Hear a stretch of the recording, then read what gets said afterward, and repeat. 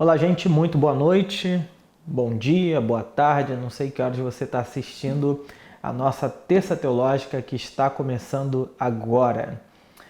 Hoje é no dia 15 de novembro, a gente está na reta final do nosso estudo da Terça Teológica, isso porque a gente começou lá em agosto uma série chamada Conheça a Sua Bíblia, onde a gente quer apresentar para você um panorama das Escrituras, especialmente os textos iniciais ali do livro de Gênesis, e a gente já fez isso. Então tem um tema sobre a Bíblia, panorama do Antigo e do Novo Testamento, quem é Deus, criação, quem é o casal, o tema da queda, o tema da redenção, a Torre de Babel, a história dos patriarcas. Então tem bastante coisa para você estudar, para você ouvir, para você assistir, e eu quero te incentivar muito a fazer isso, porque são conteúdos de muita qualidade, são ótimos conteúdos, e eu quero que você assista isso tudo, se possível compartilhe com outras pessoas, faça parte da Terça Teológica, seja um aluno, uma aluna que está presente aqui, enfim, onde você estiver, quando você estiver assistindo, tá bom? Deixa eu dar alguns avisos rápidos aqui. Primeiro aviso é que no dia 22 de novembro, agora, nós vamos ter, então, a nossa última aula desse módulo chamado Conheça a Sua Bíblia, e vamos estudar a segunda parte da vida de Moisés e conhecer Moisés como libertador de Israel, né?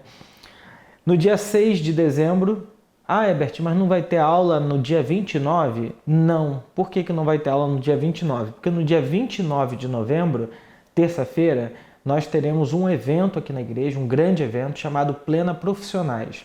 É um fórum cristão para profissionais liberais, empreendedores, empresários. Vai ser um grande evento e com certeza vai ser um divisor de águas para muita gente. Esse evento vai ser inspirador, vai ter muita reflexão, vai ser muito, muito, muito interessante. Então já coloca aí na sua agenda. Se você é um empreendedor, um profissional de que área que seja, que for, né?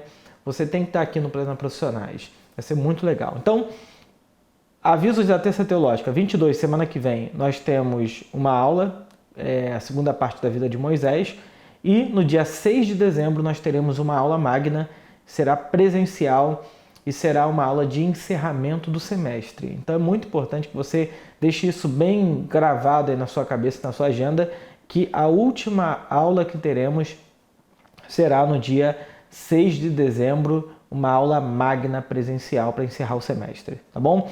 Então, os avisos, dia 26 nós temos encontro de homens, você que é homem, participe, tá lá no teu aplicativo, compra lá o seu ticket, as vagas são limitadas, e no dia 29 de novembro teremos então Plena Profissionais, é uma terça-feira, entrada franca, você tem que participar. Bom, vamos à aula de hoje, deixa eu só ajustar o meu ar-condicionado aqui. Vamos à aula de hoje. O que nós vamos estudar hoje aqui na Terça Teológica? A gente vai estudar sobre a vida de um homem muito importante para o Antigo Testamento. Provavelmente, depois dos patriarcas, ele é a figura mais importante, que é Moisés. E como... Deixa eu beber um pouco d'água. E como a vida de Moisés é uma vida muito extensa, ele é responsável pelo Pentateuco, isso é, os 5 primeiros livros da Bíblia. A gente tem na vida desse homem uma representação extraordinária. Moisés é um divisor de águas, literalmente, no Antigo Testamento. Ele é um homem que teve 3 grandes etapas na sua vida, de 40 anos. Teve os primeiros 40, depois de 40 a 80, depois de 80 a 120. E hoje a gente vai olhar para a vida de Moisés na primeira etapa, do zero do nascimento dele até os 40 anos, tá bom? Então, o que a gente vai estudar? A história de Moisés, a formação desse povo de Israel e esse homem que virou o príncipe, né, do Egito, digamos assim. Então, vamos olhar a primeira parte da vida de Moisés. Vamos lá. Bom, na semana passada, a gente conversou um pouco sobre a história de Jacó, que ao ter um encontro com Deus teve seu nome transformado para Israel. Então, quando a gente fala assim, o povo de Israel, nós estamos falando do povo descendente desse homem chamado Jacó, que teve seu nome transformado por Deus para Israel, e da sua descendência, dos seus filhos, né? De onde surgem as 12 tribos de Israel, ou as 12 famílias de Israel, né? Então, às vezes pode não ficar claro como que isso aconteceu, como esse movimento se deu. Então, para você entender, Jacó, ou Israel, ele é um personagem muito importante para a Bíblia. E depois dele, a última parte do livro de Gênesis, basicamente, é a história do seu filho José, que eu não vou tratar aqui na terça teológica, eu vou direto de Jacó para Moisés. Mas eu quero parar um pouquinho com você para pensar um pouco sobre essa figura de José, porque ele é uma figura importante também, ele é filho de Jacó, filho de Israel. Ele não vai ter o seu nome como um chefe de tribo, um chefe das 12 tribos de Israel. Quem vai receber o nome de tribos são seus filhos, né? Como a gente já estudou semana passada.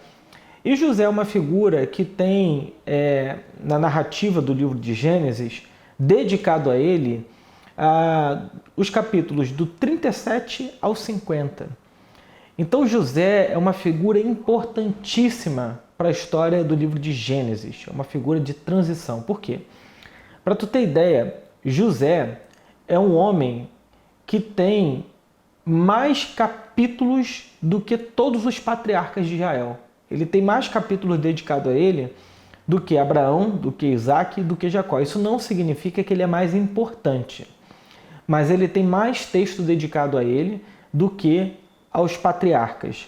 José é um homem que também tem 3 etapas na sua vida. A sua infância, que é junto ao seu pai e aos seus irmãos. Depois, uma segunda etapa, que é no cativeiro, que ele passou como prisioneiro. E depois, como governador do Egito. E é assim que ele termina a sua trajetória, né, o José, como governador, como braço direito do faraó. E como governador do Egito, ele vai dar à sua família um conforto enorme, de modo que a sua família vai poder morar no Egito. Vocês lembrem que os hebreus, que na verdade não era nenhum povo ainda, era só um clã pequeno, né? Os descendentes de Abraão ali, era uma família relativamente muito pequena, era um clã nômade, seminômade, que ia vagando de lugar em lugar à procura de comida, de terra e lugares mais confortáveis. Essa família, ela vai poder se estabelecer numa sociedade como o Egito, uma baita sociedade, a mais importante do seu período, a mais importante da antiguidade. O Egito foi um império que foi muito proeminente, muito poderoso. Até hoje a gente tem as pirâmides, a gente tem e pode descobrir a importância do Egito por meio dos seus artefatos históricos, para você ter uma dimensão disso. Até hoje o Egito é a gente olha para trás e percebe a magnitude dessa população.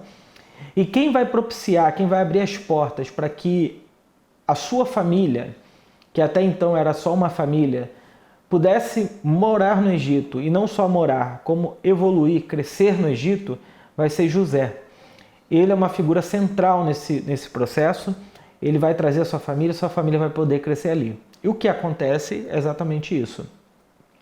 Os descendentes de Abraão, os filhos de Israel, vão crescer no Egito e como família vão começar a se multiplicar no Egito. Primeiro debaixo da governança de José, e depois, naturalmente, vão crescendo debaixo de outras governanças, de outras lideranças, de outros faraós que conheciam José ou não. E aí, de repente, para muita gente, a gente vira uma página da Bíblia, do capítulo 50 de Gênesis ao capítulo 1 de Êxodo, e de repente a história muda drasticamente. Por que muda drasticamente? Porque entre o capítulo 50, que é o último capítulo do livro de Gênesis, e o capítulo 1 do livro de Êxodo, você tem ali cerca de 400 anos. É muito tempo. O Brasil tem 522 anos, né? O Brasil, como a gente conhece, colonizado. Então você imagine que na nossa história a gente já viveu inúmeras coisas, muitos processos, muita coisa em 500 e pouquinhos anos. Então a gente sabe que 400 anos é tempo suficiente para ter mudanças significativas dentro de uma mesma cultura, por mais que naquele período as mudanças não fossem tão drásticas como é na modernidade, né? As mudanças eram muito sutis. Mudanças geralmente de governantes e coisas desse tipo. É mais ou menos o que acontece numa prefeitura. O prefeito muda mais ou menos o jeito de fazer a política daquela cidade, por aí vai, né? Então, José morre, o governador do Egito, um hebreu, o braço direito de Faraó, e o cenário muda. Os descendentes de Israel crescem muito dentro do Egito, tem muitos filhos, provavelmente por causa não só da bênção de Deus, o que Deus falou para o casal no Jardim do Éden, mas como também o fato de que essa descendência ouviu a respeito da história do seu grande patriarca Abraão, que Deus faria que a sua descendência se multiplicasse, se tornasse como as areias do mar e como as estrelas do céu. Então, eles tinham na fertilidade o fato da bênção de Deus. Isso é, eles acreditavam que pelo fato de serem muito férteis, Deus os estava abençoando, porque esse era um dos símbolos de bênção de Deus, ter muitos filhos. E é isso que os hebreus vão fazer, né? Então a gente chega no capítulo 1 do livro de Êxodo. E para quem não sabe, Êxodo significa saída, significa travessia. Por isso que ele é o segundo livro da Bíblia, ele é uma travessia e vai relatar para nós a história da travessia do povo, dos descendentes de Israel em direção à Terra Prometida. E a gente vai ler aqui juntos o capítulo 1, versículos de 1 a 14. Diz assim, olha: São esses, pois, os nomes dos filhos de Israel que entraram com Jacó no Egito, cada um com a sua respectiva família: Ruben, Simeão, Levi e Judá, Issacar, Zebulon e Benjamim, Dan, Naftali, Gade e Azer. Ao todo, os descendentes de Jacó eram 70. José, porém, já estava no Egito. O que o texto está mostrando para a gente? Que enquanto José governa, a família que chega no Egito eram cerca de 70 pessoas, ok? Então já não era o núcleo básico ali, só dos filhos de Jacó, mas tinha um núcleo um pouco maior. Ora, morreram José, todos os seus irmãos e aquela geração. Os israelitas, porém, eram férteis. Perceba a mudança da linguagem, e eu gosto de fazer isso para você perceber o texto, a narrativa, né? Perceba que no versículo 7, o autor ele vai colocar o texto não falando mais dos descendentes de Israel, mas como os israelitas. Percebe essa mudança? Diz: os israelitas, porém, eram férteis, proliferaram, tornaram-se numerosos e fortaleceram-se muito, tanto que encheram o país. Que país? O Egito. Foram tão proeminentes na sua fertilidade que o Egito ficou cheio de israelita. Versículo 8. Então subiu ao trono do Egito um novo rei, que nada sabia sobre José. Disse ele ao povo: Vejam, o povo israelita é agora numeroso e mais forte que nós. Perceba o que está acontecendo aqui. O rei, que não tem na sua memória, nos seus registros, a vida de José, por mais que de alguma forma ou de outra José tenha sido uma figura proeminente, o fato de que o tempo passou, e é isso que o texto está mostrando para a gente, que o tempo passou bastante, de modo que esse rei não fazia ideia de quem era José, ele só estava vendo o fato imediato ali de ter um monte de israelita dentro do seu território. Versículo 10. Ele diz: Temos que agir com astúcia para que não se tornem ainda mais numerosos. E no caso de guerra, aliem-se aos nossos inimigos, lutem contra nós e fujam do país. Olha, o que está acontecendo aqui é algo muito interessante, porque o rei está assombrado com o fato de terem muitos hebreus dentro do seu território. E, bom, é importante entender o seguinte: hebreus que provavelmente tinham comércio, tinham os seus trabalhos, tinham a sua vida, a sua rotina dentro do Egito, né? Versículo 11. Estabeleceram, pois, sobre eles chefes de trabalhos forçados, para os oprimir com tarefas pesadas. Aqui a gente está vendo a primeira vez na história da humanidade um governo, um poder, né, uma autoridade, submetendo esse povo à escravidão. Isso aconteceu novamente na Segunda Guerra Mundial, né? Foi um período trágico na história e foi a mesma coisa, né? Uma intenção de subjugar esse povo, né? E assim os israelitas construíram para o faraó as cidades celeiros de Ptom e Ramsés. Todavia, quanto mais eram oprimidos, mais numerosos se tornavam e mais se espalhavam. Por isso os egípcios passaram a temer os israelitas e os sujeitaram à cruel escravidão. Então, olha, quanto mais temor há no coração dos israelitas, dos egípcios, perdão, mais eles se tornam escravagistas. Essa aqui, e pensando do ponto de vista da psicanálise, daquilo que é da subjetividade humana, é um movimento que acontece com todo mundo que está com medo, né? O medo faz a gente forçar a mão. O medo faz a gente subjugar outras pessoas. Quanto mais medo, menos liberdade. E essa é uma balança que está sempre presente, né? Quanto mais medo, menos liberdade. E aí, o medo dos egípcios fez com que eles sujeitassem os israelitas à escravidão, né? E aí, o versículo 14 diz: tornaram-lhes a vida amarga, impondo-lhes a árdua tarefa de preparar o barro e fazer tijolos e executar todo tipo de trabalho agrícola. Em tudo os egípcios os sujeitavam à cruel escravidão.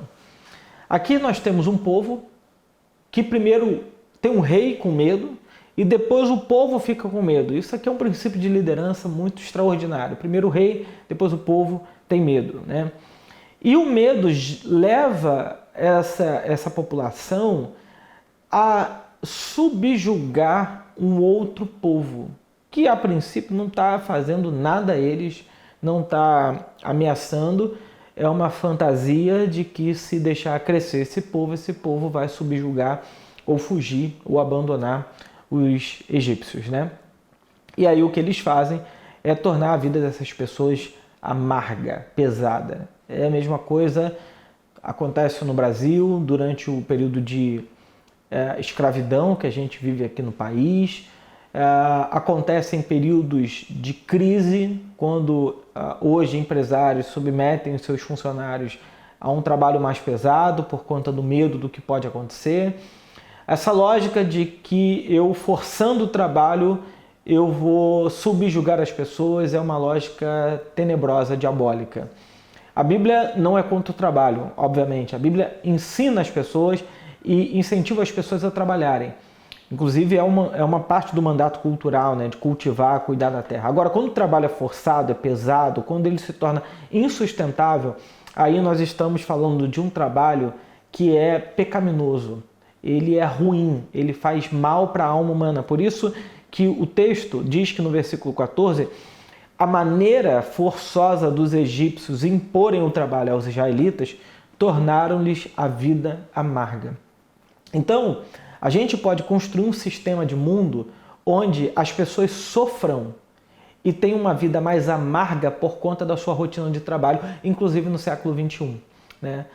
Quantas pessoas não gastam 4, 6 horas para ir e voltar do trabalho diariamente? Será que isso não seria um jeito, no nosso mundo atual, de tornar a vida das pessoas mais amarga? Bom, é um ponto aí para se pensar.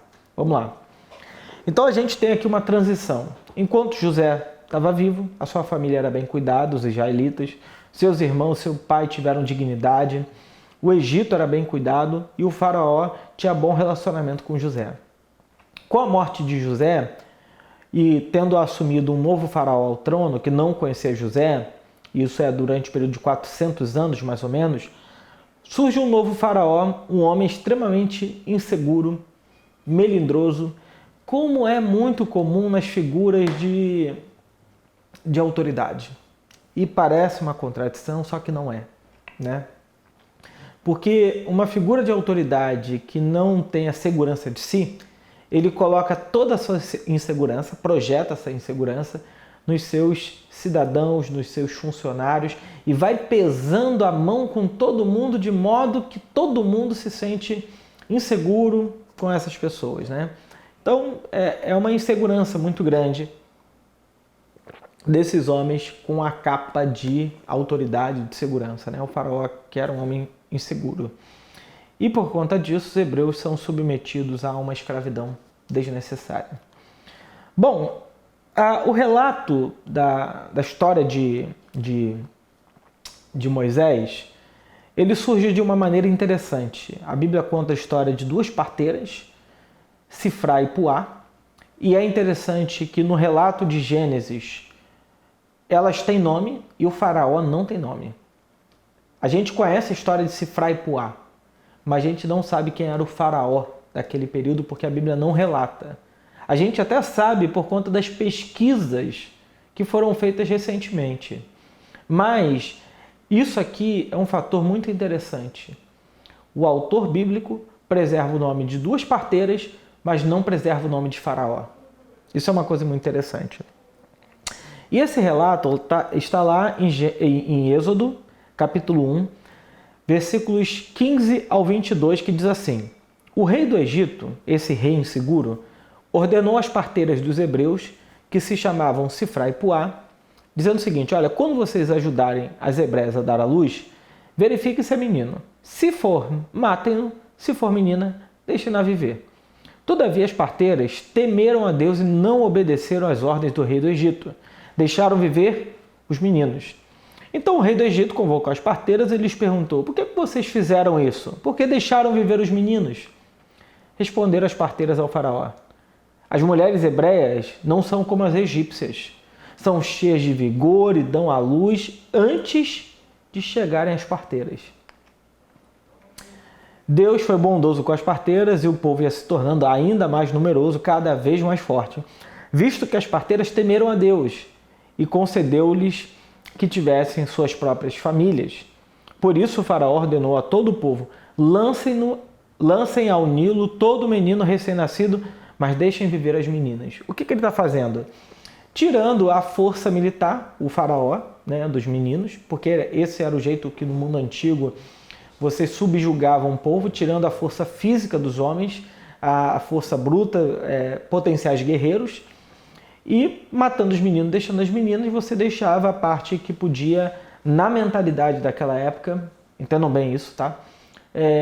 Ter filhos, procriar, né?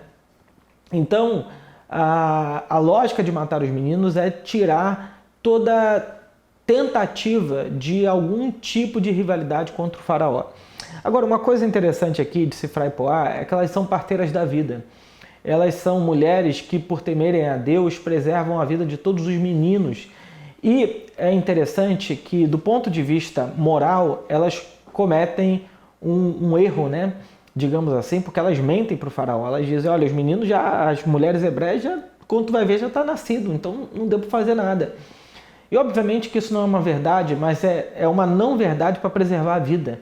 E esse é um princípio para mim muito importante, que a verdade ela é importante, mas ela tem que estar aliada com a preservação da vida.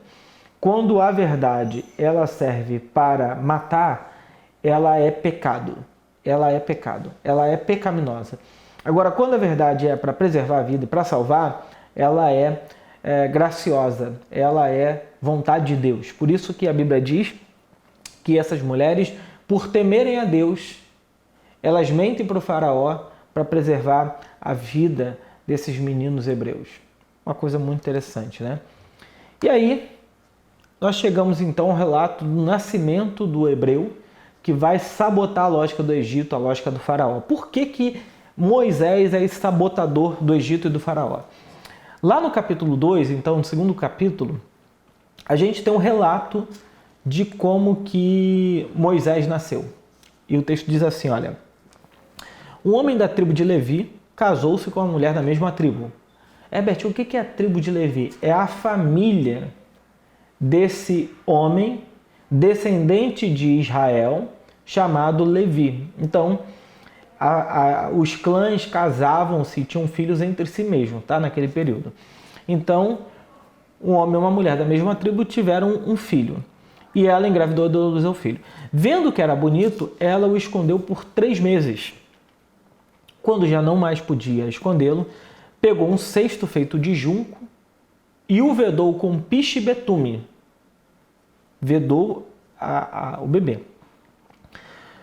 Colocou nele o menino e deixou o cesto entre os juncos à margem do Nilo. Juncos são mais plantinhas ali, à margem do Nilo. A irmã do menino ficou observando de longe para ver o que acontecia. Olha que interessante. A irmã de Moisés ficou olhando para ver o que acontecia. Já estava maior, porque ela podia nascer e crescer no Egito. A filha do faraó descera ao Nilo para tomar banho. A filha do homem mais importante do mundo antigo. Porque a gente lê os nomes assim, o faraó, parece uma historinha da... Gente, é a filha da pessoa, do homem mais poderoso do mundo antigo. Pensa nisso. Desceu para tomar banho. Enquanto isso, as suas servas andavam pela margem do rio. Nisso, viu o cesto entre os juncos e mandou sua criada apanhá-lo. Ao abri-lo, viu um bebê chorando. Ficou com pena dele e disse, esse menino é dos hebreus. Ela percebeu que aquela criança não era uma egípcia, não era um egípcio, né? Então a irmã do menino aproximou-se e perguntou à filha do faraó, olha o que a irmã de Moisés faz. A senhora quer que eu vá chamar uma mulher dos hebreus para amamentar e criar o menino? Quero, respondeu ela. E a moça foi chamar quem? A mãe do menino. E a filha do faraó disse à mulher, leve esse menino e amamente-o para mim, e eu pagarei você por isso. Meu Deus, isso aqui é uma coisa absolutamente extraordinária que está acontecendo. A irmã de Moisés, enquanto ele era bebê, viu toda a situação, armou uma situação de modo que a mãe dele pudesse o amamentar, e não só isso, como também receberia por amamentar o seu filho. Gente, Deus está subvertendo a lógica de tudo aqui. A mão de Deus está guiando a história de Moisés de modo que esse menino não só vai crescer no Egito como um príncipe, como um filho da mulher mais importante, né, do mundo antigo, do Egito. E aí a Bíblia diz assim, a mulher, a mãe, levou o menino e o amamentou. Tendo o menino crescido, ela o levou à filha do faraó, que o adotou e lhe deu o nome de Moisés, dizendo, porque eu o tirei das águas. História extraordinária. O nascimento de Moisés é um milagre em todos os aspectos. Ele não deveria nascer, porque o homem mais poderoso da antiguidade era contra o nascimento de meninos. Ele nasce, ele é colocado num cesto para morrer ou para alguém o achar. A filha de Faraó desce para tomar banho. A gente não sabe se é no mesmo dia, talvez sim. E tendo ido tomar banho, encontra o cesto, vê o menino. A irmã de Moisés aparece, sugerindo a ela que ela chame uma ama de leite, uma mulher que pudesse amamentá-lo para cuidar daquele bebê. É o que ela faz, porque provavelmente a filha de Faraó não tinha leite para dar para aquele menino, então Moisés vai receber a sua própria mãe para cuidar dele. A filha de Faraó paga para a mãe de Moisés cuidar dele, uma hebreia cuidando de um menino dentro do Egito, subvertendo a lógica e a ordem do Faraó, portanto quebrando a lei do país, portanto sendo uma pessoa que estava quebrando o contrato social daquele país, né? Mas isso tudo por causa de um propósito de Deus e também você percebe aqui que quando a vida está em jogo, Deus coloca a sua mão e subverte a lógica, né? E quem é Moisés? Aqui a gente tem uma imagem, né, interessante, mas Moisés é filho de Joquebede e Amrão, os dois da tribo de Levi, ou da família de Levi. ele vai nascer no Egito, na época em que Faraó determinou que fossem executados os filhos meninos dos hebreus. Ele é criado como o filho da filha de Faraó, portanto, como neto do próprio Faraó. O nome dele é Ramsés II, pelo menos segundo alguns historiadores. A irmã de Moisés sugeriu para a filha do Faraó que o bebê fosse amamentado por uma suposta ama de leite, sua própria mãe. E ele recebe a mais alta educação do Egito e acesso ao Faraó.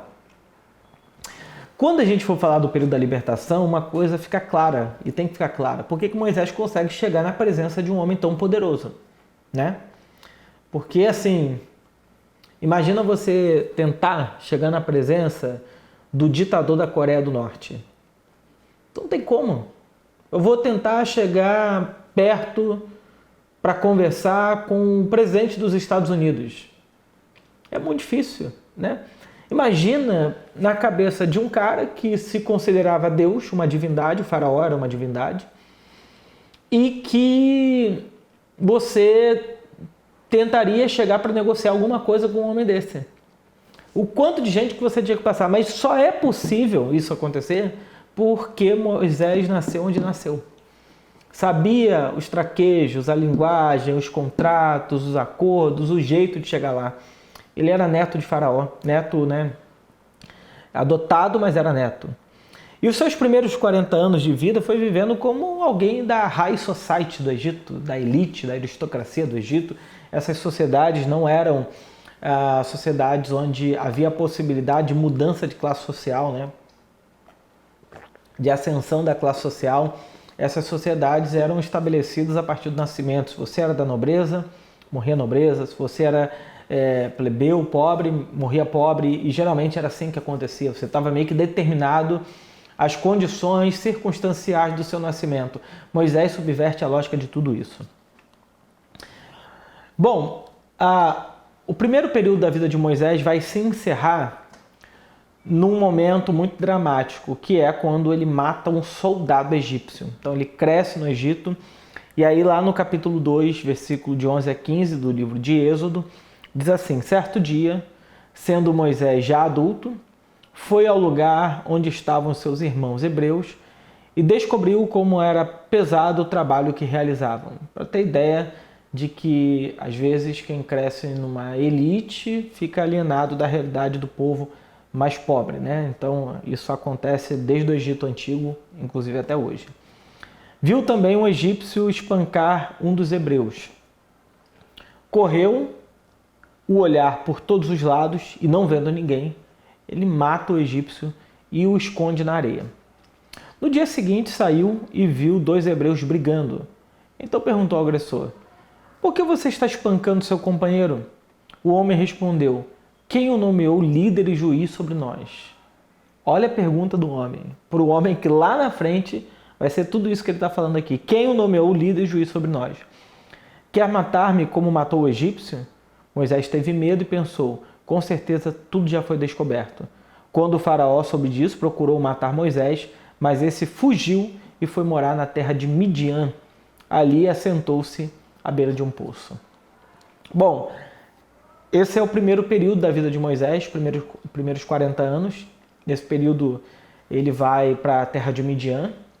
Lá ele vai conhecer a sua esposa, o seu sogro Jetro, né?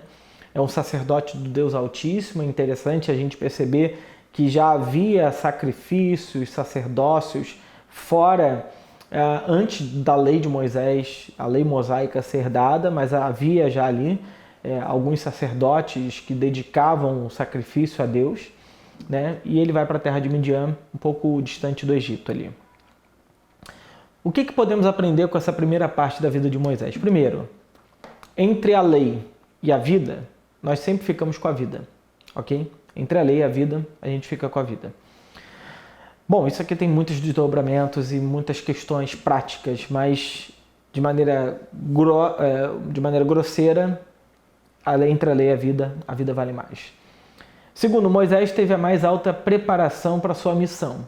É um homem que Deus colocou a mão e por conta disso deu a ele os melhores cursos de inglês, de francês, de alemão, de espanhol, deu a ele condições de ser alguém muito preparado para ser um grande líder. Terceira coisa, as ações humanas cooperam com a ação divina. A gente vê aqui que desde o nascimento a irmã de Moisés interferindo, sugerindo, agindo, trabalhando. E você vai percebendo como que isso é verdadeiro na história desse povo, né? Uma cooperação entre a irmã de Moisés para que no seu nascimento tudo corresse bem, e acontece assim. Deus coloca a sua mão, tanto com Sifra e Puá, decidem obedecer a Deus e não obedecer ao faraó, colocando a sua vida em risco, mulheres que poderiam ser mortas de maneira muito simples e muito fácil, especialmente por um líder tão assombrado como esse aqui, né? E Deus resolve abençoar a vida daquelas mulheres, né? E isso aqui significa pra gente que também se a gente tem uma missão na vida, se a gente tem um propósito, a gente ora, a gente faz tudo o que a gente pode fazer em relação a pedir a cooperação de Deus, mas a gente tem que agir, né? E o último ponto aqui do que nós podemos aprender é que Deus sempre nos usa com aquilo que já temos. Então, Deus ele usa a nossa vida com aquilo que a gente já tem. O que isso significa? Que às vezes a gente quer ser usado, ou a gente quer que Deus faça algumas coisas na nossa vida, no nosso trabalho, na nossa empresa, no nosso empreendimento que está nascendo, com coisas que alguém que está lá na frente já tenha. Mas Deus ele tem a capacidade de pegar aquilo que a gente já tem, pode parecer pouco ou muito, e usar aquilo para o nosso progresso, para o nosso bem. Então, quando a gente, especialmente para quem é mais novo, né? Eu sou novo, mas não é tão meu caso assim, muito mais novo. Às vezes, por exemplo, pensa assim, poxa, eu quero dedicar minha vida a Deus. A gente tem que pensar de maneira prática, como, aonde que você quer chegar, qual é o seu objetivo, qual é o seu propósito de vida, para onde você está se direcionando. Dependendo, você tem que cooperar, né? Correr junto com Deus para que as coisas aconteçam, né? A Bíblia diz, mas o homem pode ter planos, mas a resposta correta vem da boca de Deus. Mas se a gente não tem planos, a gente não tem resposta. Então é muito importante a gente construir a vida concorrendo, cooperando com Deus naquilo que a gente pode, né? Então, vamos supor, meu sonho é ter uma empresa na França, ok? Em Paris, ok? Bom, você sabe falar francês, sabe essas coisas muito básicas. Então, eu fico pensando na minha vida, todos os sonhos que eu tenho para realizar, eu tenho vários, alguns, tem uma lista assim, e eu fico o tempo todo pensando como que eu posso cooperar para que esses sonhos aconteçam, para que esses propósitos de Deus se estabeleçam na minha vida, né? E eu digo isso porque eu sei que para muita gente pode parecer assim, mas se Deus quiser, Ele vai fazer, sem que eu tenha interferência nenhuma. Opa, calma lá. Porque não é bem assim, né? Deus ele pode mudar a rota, mas a gente tem alguma rota, a gente tem algum plano, a gente está fazendo alguma coisa. E isso é interessante a gente perceber na Bíblia, que todo mundo que Deus chama está fazendo alguma coisa. Davi estava cuidando das ovelhas e Deus chamou para ser rei. Pedro estava pescando e Jesus o chama para ser pescadores de homens. Todo mundo que Deus chama já estava fazendo alguma coisa, tinha uma rota, tinha um trabalho, tinha uma realização, né? Não é diferente com a vida de Moisés. Por mais que Deus o chame lá na sarça ardente, é um homem extremamente bem preparado, que viveu sob as condições de nascer como um egípcio da alta sociedade. E Deus usa isso tudo que ele tem para o propósito que ele tem para o povo hebreu, né? Então, esses são os pontos que eu queria trazer nesse estudo de hoje. E perguntas, vou pedir para você deixar aqui no chat. Lembrando a você algumas coisas. Primeiro, semana que vem nós temos a nossa aula. Vamos falar sobre Moisés como libertador do Egito, dos hebreus do Egito, as duas fases da vida dele. Nós, no dia 29 de novembro, não teremos aula, porque nós teremos um grande evento aqui na igreja chamado Plena Profissionais, que começa às 19h30, a entrada é franca. Se você tem uma empresa e quer cooperar com o Plena Profissionais, entre em contato comigo.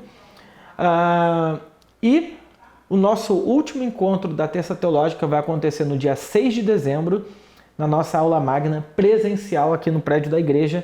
Vai ser o encerramento do semestre. É muito importante que você se organize para estar presencialmente aqui na nossa Terça Teológica, tá bom? Herbert, eu posso levar meu filho? Para esse encontro você pode. A gente vai manter uma estrutura muito simples, mas a gente quer muito que você esteja aqui com a gente, tá bom? Bom, é isso. Que Deus abençoe a todos e até a próxima aula. Tchau, tchau.